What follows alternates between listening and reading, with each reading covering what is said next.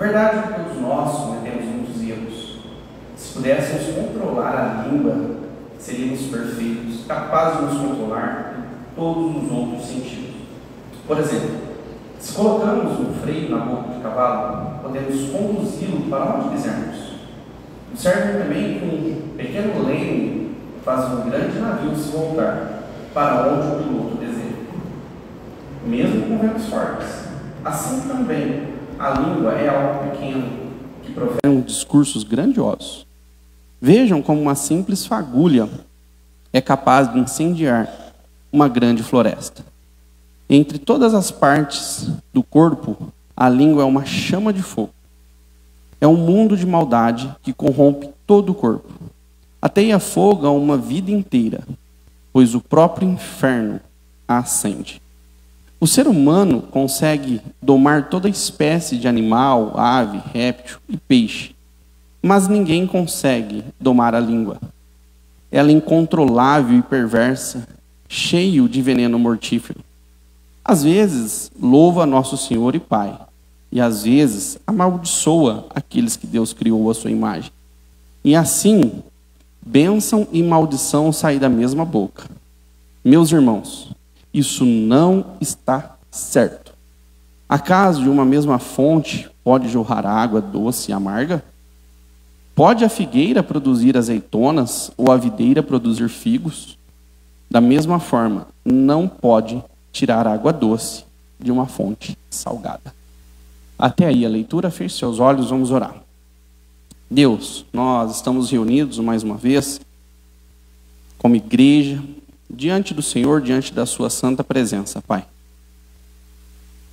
Que o nosso coração neste momento possa estar aberto e preparado, Deus, para ouvirmos a sua palavra, para aprendermos, Deus, com a sua palavra. Usa-me essa noite como um instrumento, Deus, para instruir a sua igreja, Pai, diante desse assunto tão importante e relevante, Pai. Deus, é a oração que eu faço e faço no nome de Jesus. Amém, irmãos?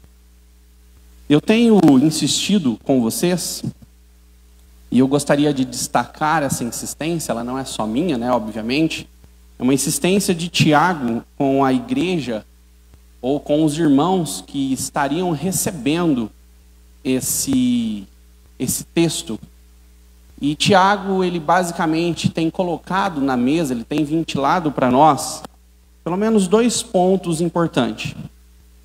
Que nós devemos ter a clara compreensão de que alguns sofrimentos, ou muitos deles, são muitas vezes para forjar, para aperfeiçoar cada um de nós.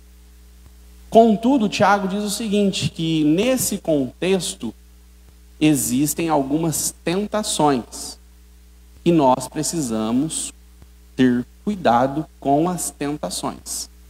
Amém? E a maneira de nós respondermos a essas tentações, a maneira de nós lidarmos com as tentações é através de uma vida, de uma vivência de sabedoria. Toda a carta de Tiago, segundo Russell Shedd, um importante escritor, ele vai dizer que todo o texto, se nós fôssemos resumi-lo, basicamente seria a sabedoria de Deus.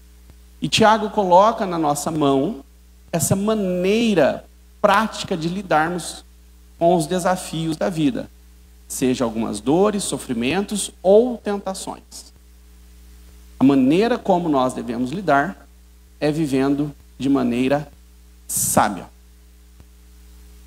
Um ponto importante, eu gostaria que você me acompanhasse, olhando aí na sua Bíblia, Tiago 1,19, diz assim: estejam todos prontos para ouvir,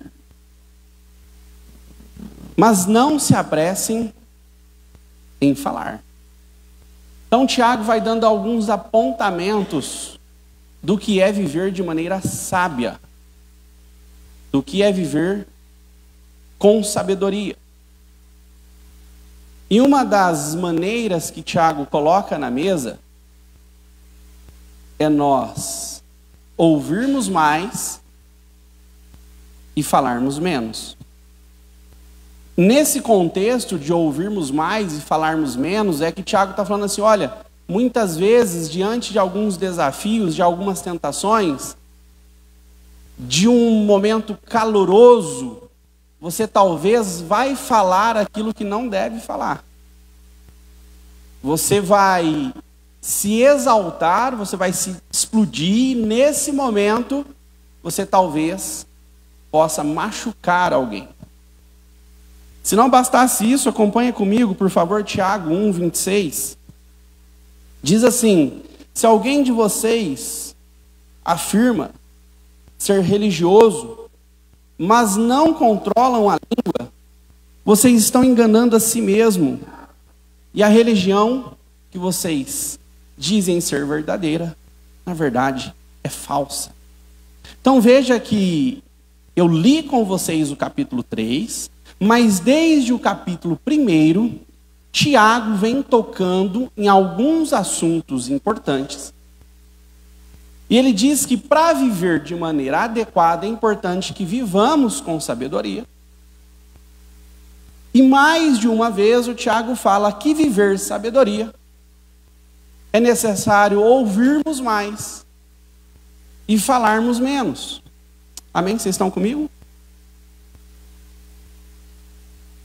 E isso mexe com cada um de nós de uma forma muito peculiar, porque tem muito a ver com aquilo que nós professamos e confessamos.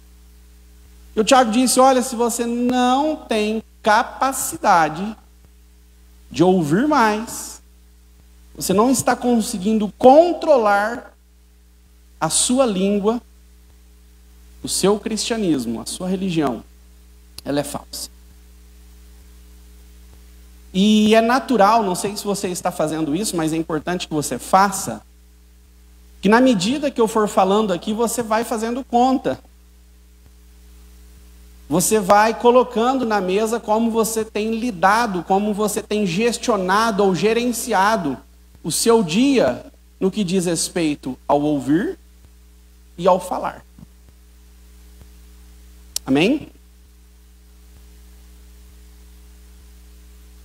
Quando nós chegamos no capítulo 2, e a minha última exposição, eu falei com vocês que a fé, ela é uma fé real, verdadeira, genuína, quando marcada por obras. Acompanhe comigo aí, se você olhar do capítulo 2, versículo 14 até o versículo 25, é isso que Tiago vai falar.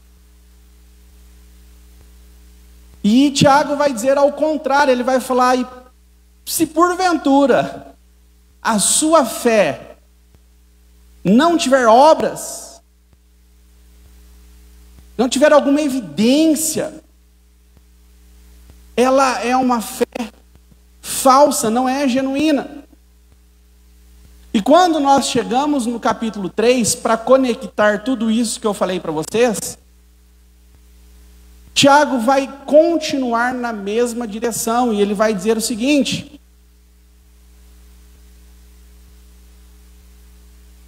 que a maturidade cristã, que encapsula uma fé genuína, uma fé verdadeira, é a maturidade que tem a capacidade de lidar com o fato de que é necessário ouvir mais e falar menos. Tiago vai dizer o seguinte, que quando isso é ao contrário, semelhante fé e obras, quando nós falamos demais, isso demonstra, muitas vezes, o quanto nós somos imaturos dentro do contexto de fé. Amém? Então, diante de tudo isso, eu gostaria de pensar com vocês em alguns textos de provérbios, porque Tiago bebe muito de provérbios para falar e escrever o que ele está escrevendo. Eu gostaria que você, se porventura pudesse, anotasse. E eu vou precisar muito de quem está conduzindo o computador me ajudasse. Provérbios 10 e versículo 8 diz o seguinte. Agora eu vou falar bastante do assunto sobre o quanto a língua pode trazer problemas. Olha lá. O sábio recebe os mandamentos de bom grado, mas as palavras ou a fala do insensato pode fazer o que, irmãos? Causar uma ruína. Então veja que se isso parte de um cristão, nós estamos falando de alguém que não é maduro o suficiente para lidar dessa forma. Em Provérbios 10 ainda, versículo 11, diz o seguinte: as palavras do justo são fonte de vida, mas as palavras dos perversos, elas estão ocultando intenções violentas. No capítulo 10, versículo 21, diz o seguinte: as palavras do justo são palavras de ânimo, mas as do insensato são destruídas por falta de juízo. Provérbios capítulo 11, versículo 9. O hipócrita, com suas palavras, destrói os seus amigos, mas o conhecimento livra os justos. Irmãos, eu gostaria que vocês fossem juntamente construindo que agir se utilizando da fala, da língua de maneira errada, a partir de Provérbios, é uma marca do ímpio, de alguém que não tem maturidade cristã, que se utilizam desse recurso, como nós vimos, para machucar, para ser maldoso, para tramar o mal, para fazer o mal. Ficou claro para vocês a partir dos textos? Sigamos. Provérbios 13, versículo 3. Quem controla a língua terá vida longa. Quem fala demais acaba o quê? Se arruinando. 16, Provérbios 16, versículo 27, para nós encerrarmos. A pessoa sem caráter cria problemas, e as suas palavras são como o que, irmãos? Fogo destruidor. Veja que o sábio de Provérbio, a quem influenciou muito o Tiago, que está escrevendo essa carta, ele coloca na mesa que a palavra mal usada, mal empregada, mal proferida, é uma marca do ímpio. E essa palavra mal empregada, mal proferida, mal falada, sem sombra de dúvidas, sempre vai causar danos em quem recebe essa palavra. Essa palavra, sem sombra de dúvida, irá trazer prejuízos para quem recebe essa palavra. E veja que isso não é ou não deveria ser um atributo do cristão, daquele que nasceu de novo. E é isso que o Tiago vai corrigir nesse momento. Para Tiago escrever como ele escreveu, provavelmente ele notou que no meio desta comunidade, dessas pessoas, tinham irmãos que estavam falando demais. E esse falar demais estava trazendo dano, prejuízo para as pessoas. E por isso, como eu li para vocês, no capítulo 1, 2 vezes, no capítulo 2 e agora no capítulo 3, Tiago está falando para controlar a língua. Amém, irmãos? Amém? Estão firmes aí? Então, diante disso, eu gostaria de propor um tema para nós pensarmos junto. O controle da língua manifesta um coração transformado. Então, o fato de eu controlar a minha língua, a minha fala, revela que o meu coração foi transformado. O fato de eu controlar a minha língua revela que agora eu sou uma pessoa com maturidade dentro da esfera cristã. Amém? Vamos pensar juntos nesse tema? Então, o primeiro ponto nós temos o exemplo de mestres. Olha aí comigo, versículo 1. Capítulo 3. Meus irmãos, não sejam muitos de vocês mestres, pois nós, os que ensinamos, seremos julgados com mais rigor. O Tiago está dizendo o seguinte: quem se expõe mais, quem fala mais, especialmente no universo do ensino, esse será julgado mais vezes. Aqui nós não estamos falando de um julgamento diferente. Quem ensina será julgado de uma forma, quem não ensina será julgado de outra. Não é isso. O autor está dizendo que quem ensina muito mais pessoas, esse será julgado por cada uma dessas pessoas que instruiu, que ensinou, que educou e assim por diante. Então esse é o ponto que Tiago coloca na mesa. Então, se porventura você é uma pessoa que em alguma medida fala, seja como um líder familiar, às vezes você é aquela pessoa que toda a sua família sempre busca em você. Olha, nós precisamos tomar uma decisão, nós precisamos de instrução. Pode nos ajudar, pode nos auxiliar, talvez você seja essa pessoa. Talvez você de fato seja a pessoa que está inserida dentro de um contexto educacional. O seu ensino, a sua fala, a sua educação vai, sem sombra de dúvidas, mudar e transformar as outras pessoas. E todas essas que estão passando através e por meio do seu ensino, serão um dia mensuradas por Deus. O quanto você foi bom ou o quanto você não foi bom. Aí você pode estar se perguntando, né? Ah, Cairo, mas está ensinando o que pode acontecer de ruim. Tem um importante escritor, chama Edward. Ele disse assim: a pena ou a caneta é mais poderosa do que uma espada.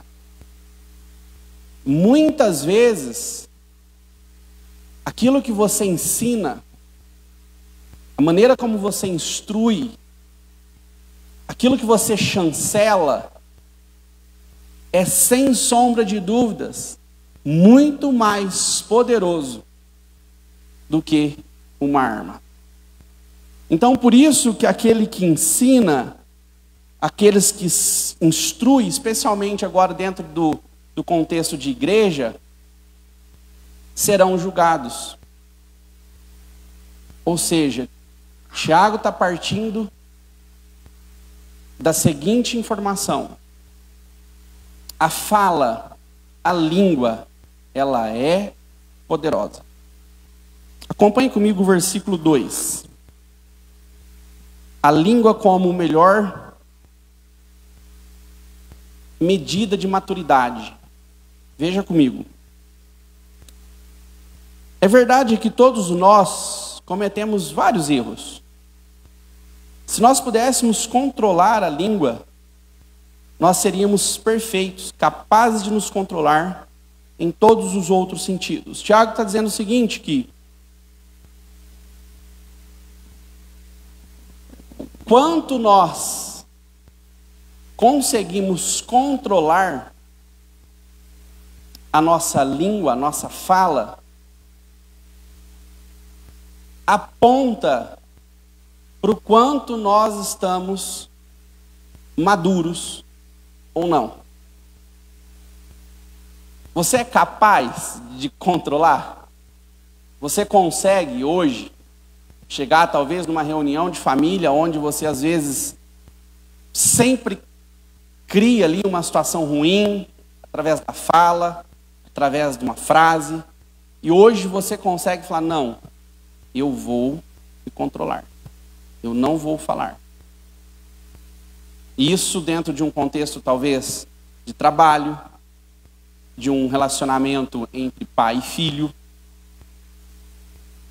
Você consegue controlar? Falar: não, hoje eu prometo que eu não vou falar nada. Ou você é daqueles que dá 5 minutos, só tá você falando e batendo na mesa, assim, e de repente você fala, nossa, falei demais, não deveria ter falado. Então veja que quando nós atingimos esse falei demais, não deveria ter falado, demonstra que nós ainda não estamos maduros o suficiente para lidarmos com algumas demandas. E quando o texto, olha aí na sua versão, diz assim, ó: se pudéssemos controlar a língua, seríamos perfeitos. Algumas versões, se puder trocar, vai falar sobre sermos maduros mesmo. Se nós conseguirmos ter esse controle, nós estamos mais maduros dentro de um contexto de fé. Irmãos, falar demais, falar na hora errada, no momento errado, coisas erradas, palavras erradas, pode custar muito caro. E eu quero até inclusive ver isso com vocês.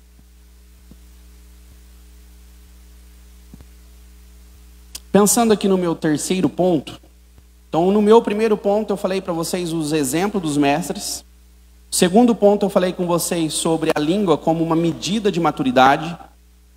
E o terceiro ponto, o primeiro motivo porque a língua é uma medida tão boa de maturidade. Ela é extremamente poderosa. Versículo 3 ao versículo 6, acompanhe comigo. Vamos ver o quanto essa língua é poderosa. Por exemplo, versículo 3. Se colocamos um freio na boca de um cavalo, podemos conduzi-lo para onde quisermos. Observe também que um pequeno leme faz um grande navio se voltar para onde o piloto deseja, mesmo com ventos fortes. Assim também, a língua é algo pequeno, que profere discursos grandiosos. Vejo como uma simples fagulha é capaz de incendiar uma grande floresta. E entre todas as partes do corpo, a língua é uma chama de fogo. É um mundo de maldade que corrompe em todo o corpo. Ateia fogo a uma vida inteira, pois o próprio inferno a acende. Deu para vocês notarem a comparação de Tiago? Tiago vai falar que a língua, ela é tão poderosa, mas tão poderosa, que ela é comparada a um freio que doma um animal forte, a um pequeno leme que tem a capacidade de mudar o curso de um navio, a uma pequena fagulha de fogo que tem a capacidade de incendiar uma floresta, uma cidade inteira. Então, de fato, nós não podemos fechar os olhos para essa realidade. A língua é algo extremamente poderoso. Acompanhe comigo, olha que interessante. Tem um estudioso muito importante que ele chama Austin. Ele é um especialista em linguística e filosofia da educação. E ele cunhou um termo, ele defende um termo que chama palavras performativas. Não sei se vocês já ouviram esse termo. O que é uma palavra performativa? Está ligado a uma palavra que sempre está conectada a uma ação. Por exemplo, é basicamente dizermos que a palavra, em alguma medida, tem poder. Certo? Amém? Vocês estão comigo? Vou dar alguns exemplos. O primeiro, nós que somos ministros, todas as vezes que nós vamos fazer um casamento, e chega no momento dos votos, aonde nós olhamos para os noivos e perguntamos se ele aceita se a noiva aceita o noivo como seu legítimo esposo, e ela vai proferir uma palavra performativa. Ela vai dizer o quê? Ela vai dizer o quê, irmãos? Sim. Não é isso? E nós sabemos que essa palavra, ela não é uma palavra vazia, que não faz parte de uma regra formal. Nós sabemos que para o casal, essa palavra ela vem carregada com uma história, e de que esse sim fará com que ambos tenham uma vida de fidelidade um com o outro. Então esse sim, dizendo que a noiva recebe o noivo como seu legítimo esposo, é uma palavra com profundo significado e com profunda verdade. Quando um juiz, ele vai proferir, ele vai falar, ele vai dar uma sentença àquele que está ouvindo, e ele diz lá, olha, a sentença é de que você pagará por 40 anos de prisão. Se fosse uma palavra vazia, aquele que a recebe não se desesperaria e começaria a chorar. Que é o que acontece com o réu, com quem ouve essa palavra. Por quê? É uma palavra que carrega um grande poder. Quando, agora saindo de um contexto macro e partindo para um contexto menor, se porventura minha esposa falou, olha, amanhã você tem que ficar das 14 às 15 horas com o Benício. É uma fala, uma frase que vai me colocar em uma ação. Eu tenho que fazer algo com o que aconteceu, com o que foi dito. Então deu para entender o que é uma palavra, o que são palavras performativas? São palavras que carregam poder.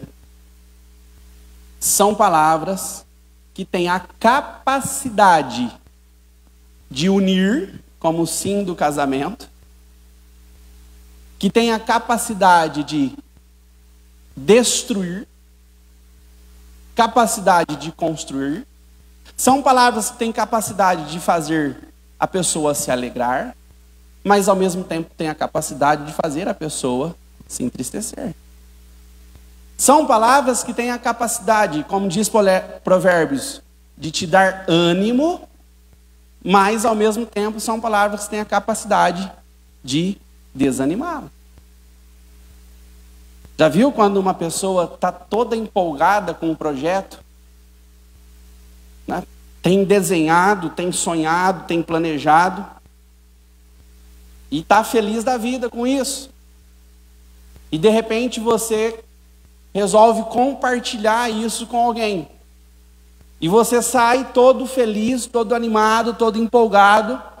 E olha, eu gostaria de dividir com você o meu projeto. E você todo animado. Olha, eu estou aqui, vou chegar nesse ponto.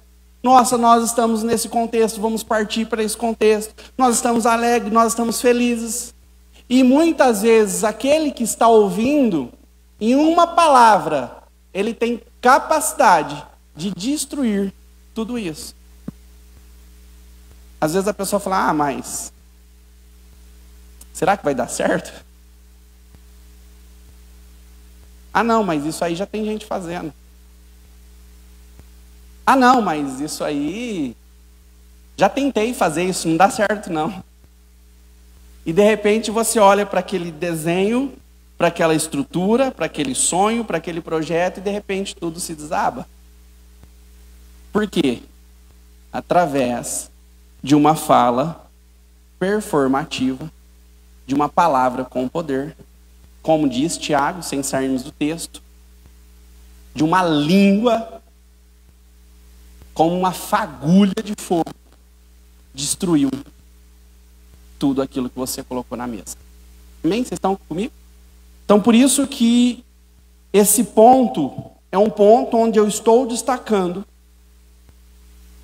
que a língua, ela é poderosa. Muito poderosa.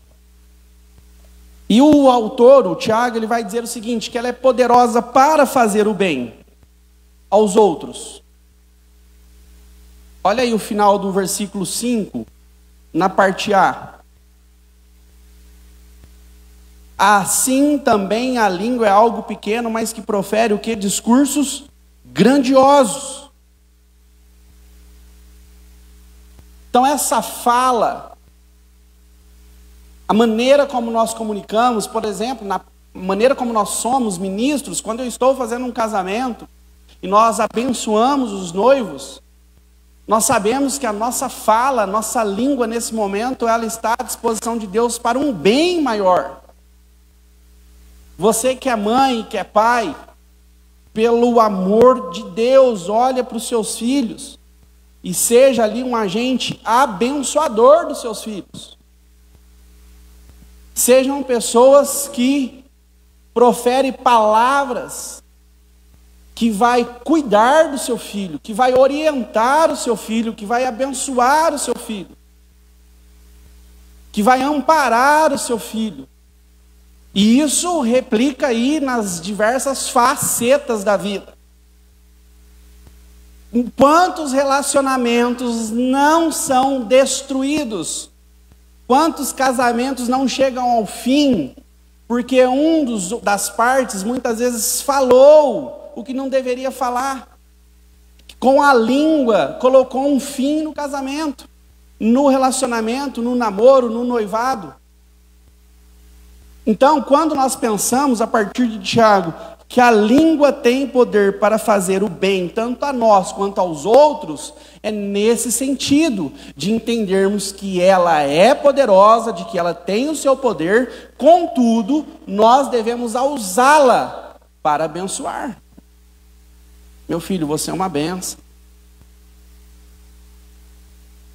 Seus pais, os pais, vocês são bênçãos na minha vida. Vocês sejam abençoados. Mas não, nós temos uma guerra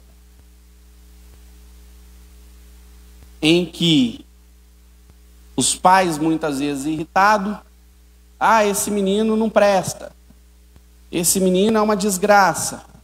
Não se assustem, tá? São termos muito comuns na boca das pessoas. Isso aqui nunca vai dar certo.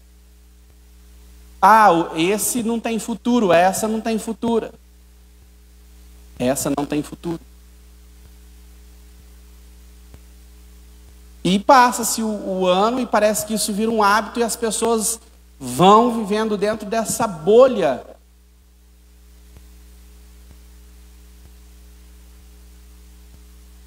Amém? Vocês estão comigo? Então, nós estamos falando de algo grandioso, que pode ser usado para o bem, só que também pode ser usado para o mal.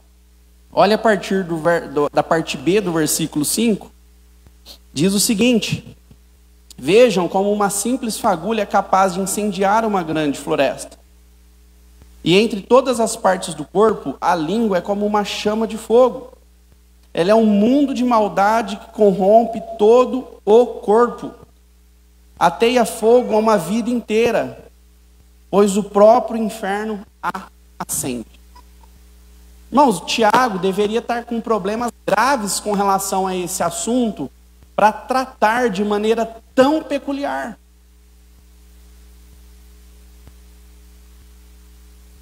Não sei se vocês se prestaram atenção na leitura.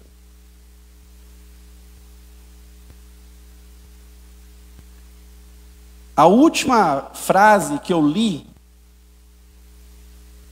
diz que essa língua maldosa que Provérbios falou, essa língua que engana, essa língua que maltrata, essa língua que machuca,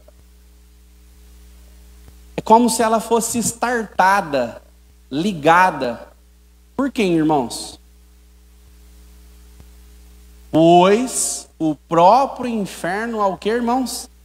Acende.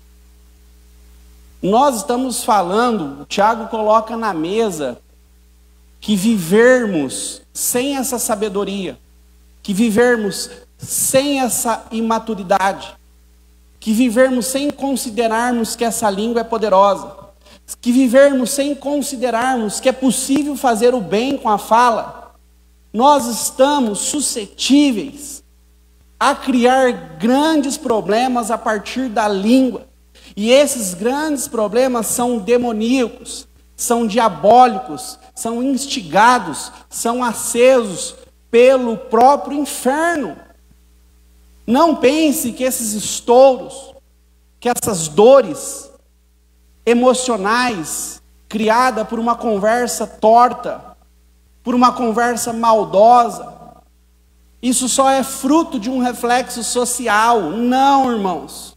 Quando nós entendemos que nós nascemos de novo e que nós estamos caminhando com Cristo, a nossa luta, a nossa guerra não é contra pessoas, contra humanos, mas sim contra principados e potestades. A nossa luta é contra o inferno. E é o inferno, é o diabo, é o capeta que quer destruir a sua casa, a sua família, a sua vida. E muitas vezes romantizamos demais, achando que essa destruição virá de algo exponencial, de algo grandioso. Muitas vezes a destruição está em uma pequena palavra, uma pequena frase, em um pequeno discurso. E você vê tudo ruir. Eu não sei quantos de vocês aqui, mas eu particularmente, eu dependo muito da minha fala, da minha língua para duas esferas. Para comunicar a palavra de Deus a partir do ensino, e eu trabalho na área comercial há muito tempo, então eu passo o dia inteiro falando, negociando. Irmãos, é cada enrascada que a gente entra, porque a gente se expõe muito, porque a gente se torna muito evidente, está comunicando, falando toda hora. E quando eu li o texto falando assim, olha, ouve mais, não se apresse em falar, eu falei assim, Senhor, me ajuda, eu preciso um pouco desse, porque muitas vezes nós estamos muito vulneráveis pelo tanto que nós falamos ou comunicamos. Eu estava com um amigo ontem, muito querido, e nós estávamos falando dos desafios da caminhada, da jornada, e nós temos um amigo em comum, e este estava passando alguns desafios. E ele recebeu uma ligação. E nessa ligação, a fala não era a que ele estava esperando. Ele desligou o telefone e saiu para tentar o pior quanto à sua própria vida. Então veja o quanto, irmãos, precisamos desenvolver maturidade cristã para lidarmos tanto com o que nós estamos ouvindo e principalmente com o que nós estamos falando. Amém? Vocês estão comigo no raciocínio? Quarto ponto. O segundo motivo é que a língua, ela é algo indomável. Olha aí o versículo 7, por favor. O autor vai dizer o seguinte: o ser humano ele tem uma capacidade incrível de domar toda espécie de animal. Ave, réptil, peixe. Mas ninguém consegue domar a língua. É algo incontrolável, perversa, cheio de veneno mortífero. Veja que o Tiago não está romantizando. Ele não está colocando isso dentro de um contexto de Hollywood, não. Irmãos, aqui é basicamente um apontamento para o que na teologia reformada nós vamos chamar de depravação total. O ser humano, longe de Deus, ele se encontra numa depravação, numa podridão tão grande, que ele não faz conta mais se vai machucar, se vai ferir, ele não quer nem saber. Nós já estamos falando de algo que é difícil de lidar, de domar, como usando os termos bíblicos. E as pessoas lançam a palavra, colocam a palavra, jogam a palavra. E isso tem causado grandes danos, grandes estragos. Há uma maneira de lidarmos com isso, irmãos. Há uma forma de colocarmos essa língua no devido lugar. Encontrarmos o problema. E veja que em todo o tempo eu estou falando que a língua é poderosa, a língua é maldosa, a língua pode ser para o bem, a língua pode ser para o mal. Mas ela não é o problema.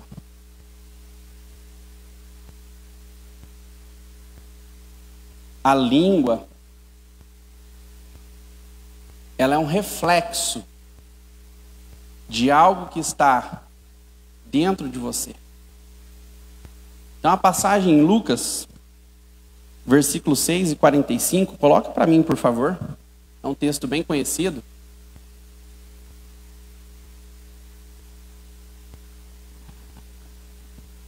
A última parte diz o seguinte: pois a boca fala do que o coração está.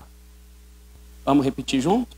Pois a boca fala do que o coração está cheio. A sua língua, a minha, a nossa fala, o nosso discurso. Irmãos, ele é fruto do que está dentro do seu coração. Por que que numa situação você vai explodir e o seu discurso é um discurso de ódio? Porque o seu coração está carregado, é uma bolsa de ódio, de dor, de amargura. Então tudo isso fica encapsulado, fica guardado. E em qualquer momento oportuno você vai pegar tudo isso e colocar na mesa. E o culpado não é a língua. Depois de ter explicado para vocês, o culpado não é a língua, o culpado é o seu coração. Então, para nós resolvermos, para nós lidarmos adequadamente com o problema da língua, nós precisamos dar um passo atrás e entendermos como está o nosso coração. Como está o seu coração? O que tem dentro desse coração? O que está aí encapsulado dentro do seu coração? Alegria, paz, felicidade, bons sentimentos, uma vontade grande de caminhar junto de Deus.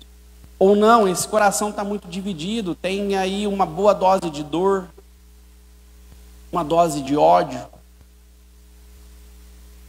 uma dose de amargura. O que está dentro desse coração? Porque é a hora que alguém mexer ou tocar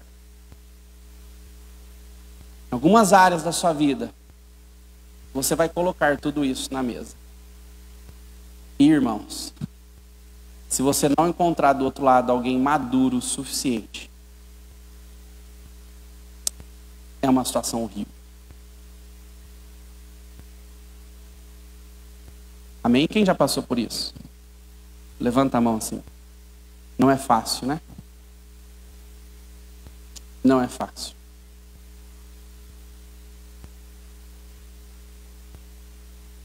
A língua, ela revela o estado do nosso coração. Acompanhe comigo o versículo 9 até o versículo 12. Se nós temos esse coração que encapsula de tudo um pouco, você vai ver da seguinte forma. Às vezes, louvamos ao Senhor e Pai, e às vezes amaldiçoamos aqueles a quem Deus criou a sua imagem. E assim, bênção e maldição saem da mesma boca. Meus irmãos, isso não está certo. Acaso de uma mesma fonte pode jorrar água doce e amarga? Pode a figueira produzir azeitonas ou a videira produzir figos? Da mesma forma, não se pode tirar água doce de uma fonte salgada. O que o autor está dizendo é o seguinte: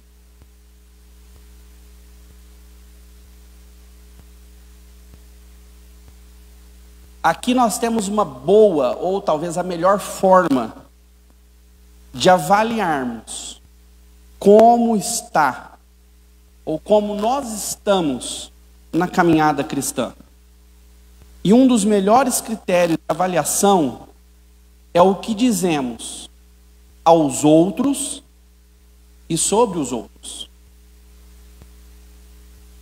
Para você saber como está o seu coração, para você ter certeza de que esse coração foi renovado, de que você tem um novo coração, avalie a sua última conversa. O que você falou para os outros. O que nós falamos para os outros já é difícil de lidarmos. O pior ainda é o que falamos dos outros.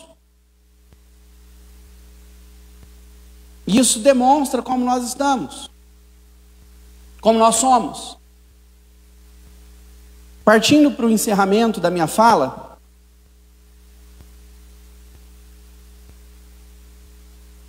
eu quero dizer algo para vocês.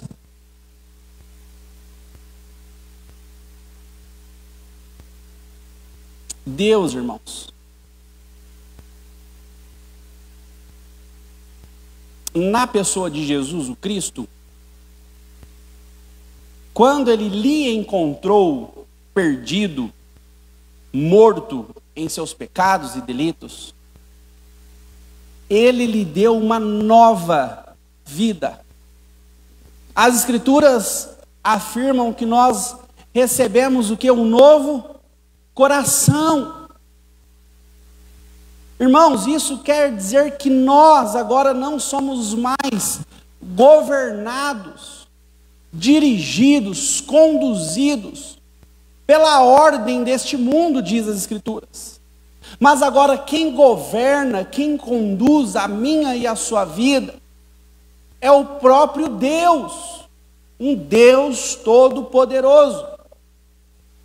E Ele pega esse coração, esse novo coração que você recebeu, essa nova vida que você recebeu, Ele crava nesse coração a lei de Deus, as verdades de Deus. Olha por favor Jeremias 31, versículo 33. Depois de toda uma situação que o povo viveu no cativeiro, eles estavam esperançosos em viver uma nova vida depois do cativeiro. E as Escrituras dizem o seguinte: esta é uma nova aliança que farei com o povo de Israel depois daqueles dias. Eu e você na nova aliança. Nós temos uma nova vida.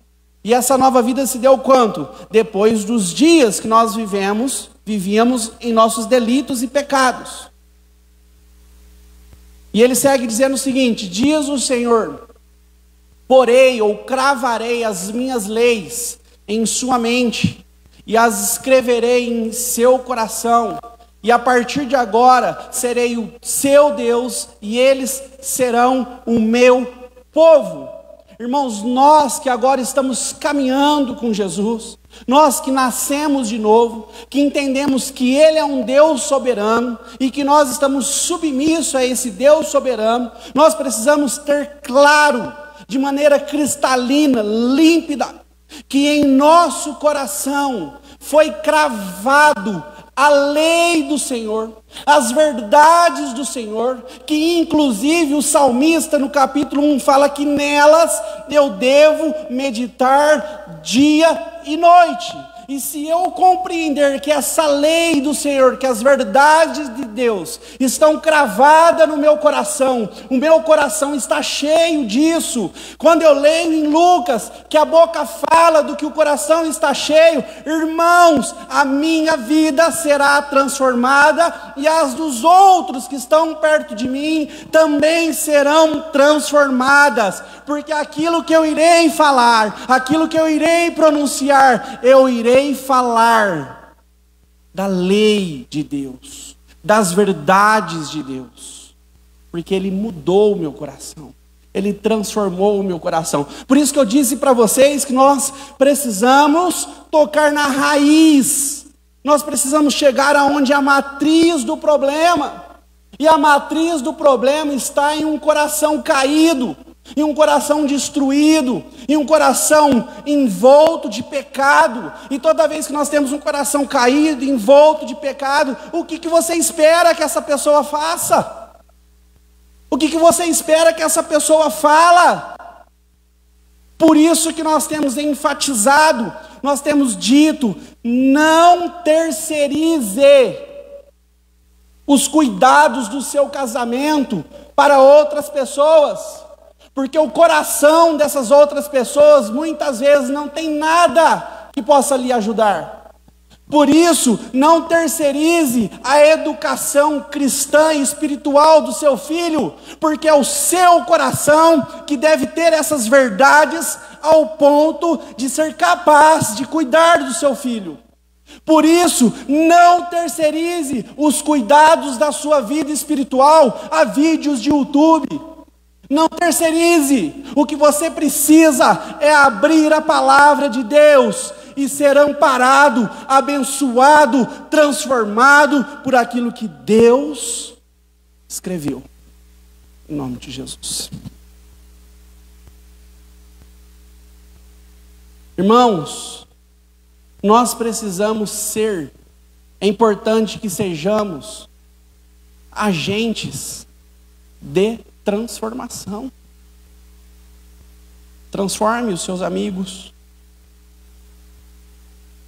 sua casa, sua família, seu trabalho, a partir daquilo que está no seu coração. O último texto para nós encerrarmos, João capítulo 3, versículo 20 e 21. É um texto bem conhecido, depois que Nicodemos vai falando com Jesus, e ele diz assim: quem pratica o mal odeia a luz e não se aproxima dela, pois ele teme que os seus pecados sejam expostos. Mas quem pratica a verdade se aproxima da luz, para que outros vejam que ele faz a vontade de Deus. Irmãos, quem tem um coração que não tem as verdades de Deus, ele odeia a luz, e a sua fala é uma fala de prática do mal. Mas aquele que ama Deus e nasceu de novo, ele ama a luz, e nessa luz vive. Agora eu pergunto novamente, como está o seu coração? O que tem aí dentro desse coração? Se porventura você entrou aqui hoje com o coração machucado, dolorido, angustiado,